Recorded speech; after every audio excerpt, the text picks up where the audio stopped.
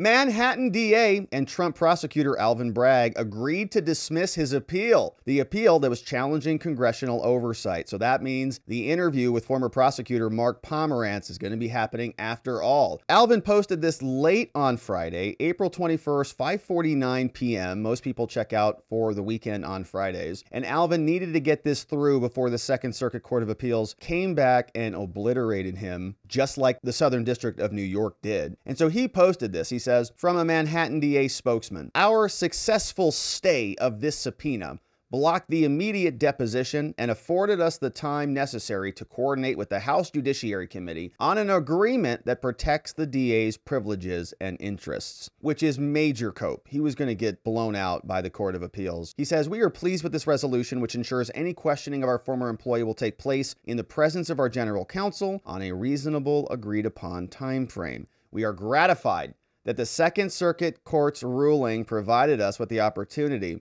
to successfully resolve this dispute. And if you were here, of course, we read through the Southern District of New York opinion, and they said that Alvin Bragg had nothing to stand on. This is a congressional subpoena and an inquiry, and he's got to comply with it. The story comes over from Politico. Tells us Bragg drops his bid to block Trump investigator from testifying to Congress. The individual was Mark Pomerantz, and aides to Bragg and Jim Jordan announced that they came to an agreement late on Friday. The lawsuit already escalated past the lower level court, the judge declining to block a subpoena by Congress to Mark Pomerantz. Pomerantz, we've talked a lot about here, wrote a book about this, threw a hissy fit on 60 Minutes, very angry that Alvin Bragg was not going to continue with the prosecution, and then resigned, wrote a very angry resignation letter. Alvin Bragg, after Trump declared he was running, decided to resurrect this zombie case. The filing to dismiss the case I have pulled up. We'll take a look at it. House deposition rules, they say, normally preclude attorneys from being present with their people. So the DA's office is saying, hey,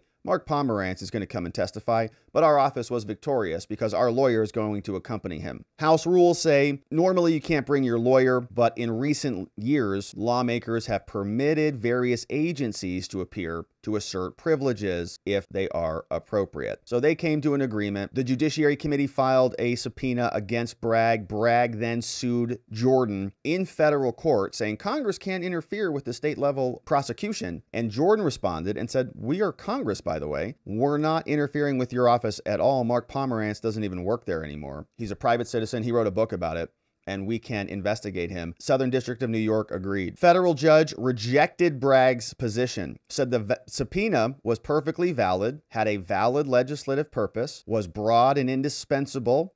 Congress has broad and indispensable powers, and ruled accordingly. And so Bragg filed an immediate response, and that got submitted into the Court of Appeals, which we read. The House said on Twitter, this evening, the Manhattan District Attorney's Office withdrew its appeal. Mr. Pomerantz's depo will go forward on May 12th. So we've got a day in the books, and we look forward to his appearance. This is Russell Dye, spokesman for Jim Jordan. So that will go forward. This is the joint memo that was submitted dismissing Alvin Bragg's useless appeal. Submitted April 21st, 9 pages. The cover sheet is here. This is a joint motion to dismiss, filed in the United States Court of Appeals for the Second Circuit. Joint motion to dismiss the appeal, Bragg versus Jordan. All parties agree in the movement. The attorney, Theodore Boutros. Judge is Visikill. Opposing parties notified.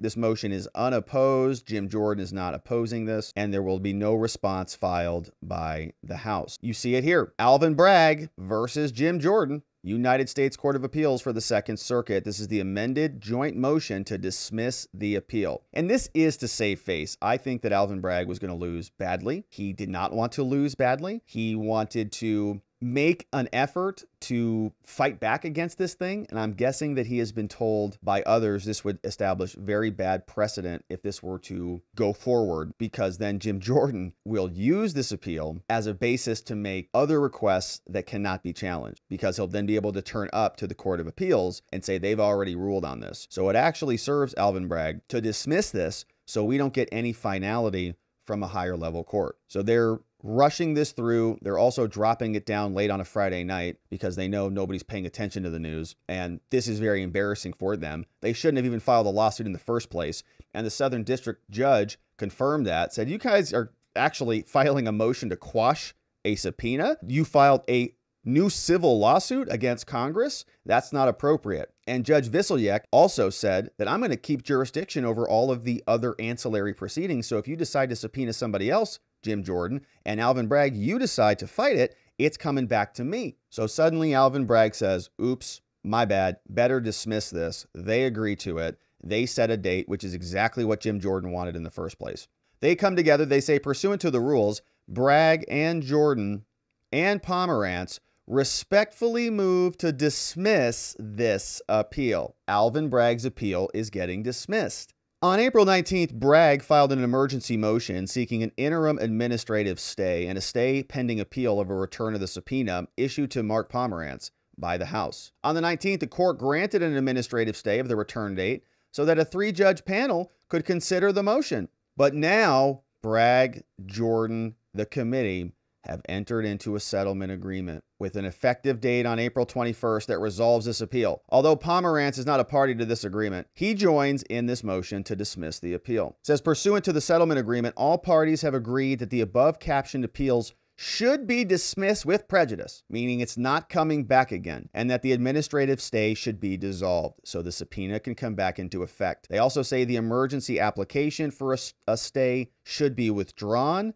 and the parties respectfully request the court dismiss the appeal with prejudice and with each party bearing its own attorney's fees and costs. So Alvin Bragg's going to pay for this stupid appeal. Congress is going to pay for this stupid appeal. Their attorneys will get paid. Signed by Theodore Boutros, representing Alvin Bragg. And then we've got the other people signing on this as well, including general counsel for the House of Representatives, submitted by all of the attorneys. The judge has yet to rule on it, but will very likely dismiss this. And the deposition of Mark Pomerantz will go forward. We saw the date, according to the House Judiciary Committee, will be on May 12th. We'll see what they learn from that. And then we'll also see if they escalate this and subpoena Alvin Bragg or other people from the DA's office.